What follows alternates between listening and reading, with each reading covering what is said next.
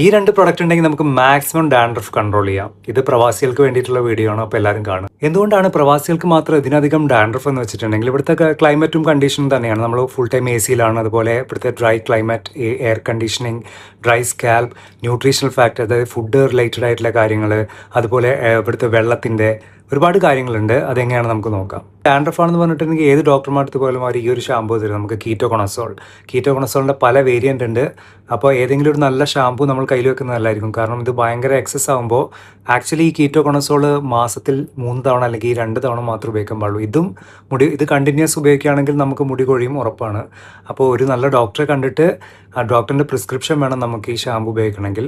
ഇതിൻ്റെ സത്യം പറഞ്ഞാൽ ഞാൻ മാസത്തിൽ ഒരു 3 തവണ അല്ലെങ്കിൽ 4 തവണ മുടി കഴുകാറുള്ളൂ. ആ മുടി കഴുകുന്ന സമയത്ത് ഞാൻ ഈ എയർ ഓയിൽ ഉപയോഗിക്കും. ഇതിന് നാട്ടിൽ 250 രൂപയുള്ളൂ. ഇത് മാസത്തിൽ ഒരു 3 തവണ നന്നായി മസാജ് ചെയ്തിട്ട് ഷാമ്പൂ വെച്ച് കഴുകിക്കളയണം.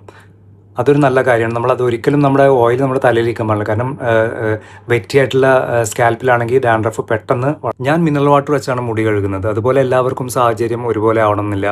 പിന്നെ ഗട്ട് ഹെൽത്തിൻ്റെ കാര്യം പറയുമ്പോൾ ഇപ്പോൾ എല്ലാവർക്കും പ്രോട്ടീൻ അല്ലെങ്കിൽ റിച്ച് ഫുഡൊന്നും കഴിക്കാനുള്ള സാഹചര്യം ഉണ്ടാവില്ല.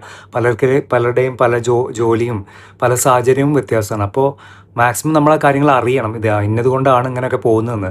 നമ്മൾ ന്യൂട്രീഷൻ്റെ കാര്യം പറയുകയാണെങ്കിൽ വൈറ്റമിൻ ബി, സിങ്ക് ഇതൊക്കെ വളരെ ഇമ്പോർട്ടൻ്റ് ആണ് നമ്മുടെ ഹെയർ ഗ്രോത്തിനും മുടി കൊഴിച്ചിലും തടയാൻ വേണ്ടി. പിന്നെ ഏത് വെള്ളത്തിലാണ് മുടി കഴുകേണ്ടതെന്ന് വെച്ചിട്ടുണ്ടെങ്കിൽ ഞാൻ മിനറൽ വാട്ടറാണ് യൂസ് ചെയ്യുന്നത്.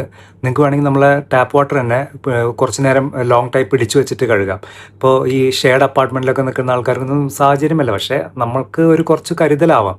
വെള്ളം പിടിച്ചു വെച്ചിട്ട് കുറച്ചും തണുത്തതിന് ശേഷം മുടി കഴുകുക. ഒരിക്കലും ചൂടുവെള്ളത്തിൽ മുടി കഴുകരുത്. പാരമ്പര്യമായി ഇങ്ങനത്തെ മുടി കൊഴിച്ചിലുള്ള ആൾക്കാർ അല്ലെങ്കിൽ കഷണ്ടി, അതുപോലെ തന്നെ എന്തെങ്കിലും സ്ട്രെസ്സ്, ജോലി ഭാരം, ഉറക്കമില്ലായ്മ, ഇങ്ങനത്തെ കാര്യങ്ങളും മുടി കൊഴിച്ചിലൊരു കാരണമാണ്. അപ്പം അങ്ങനെ ഉണ്ടെങ്കിൽ നിങ്ങൾ അതൊക്കെ നേരത്തെ ഐഡൻറ്റിഫൈ ചെയ്തിട്ട്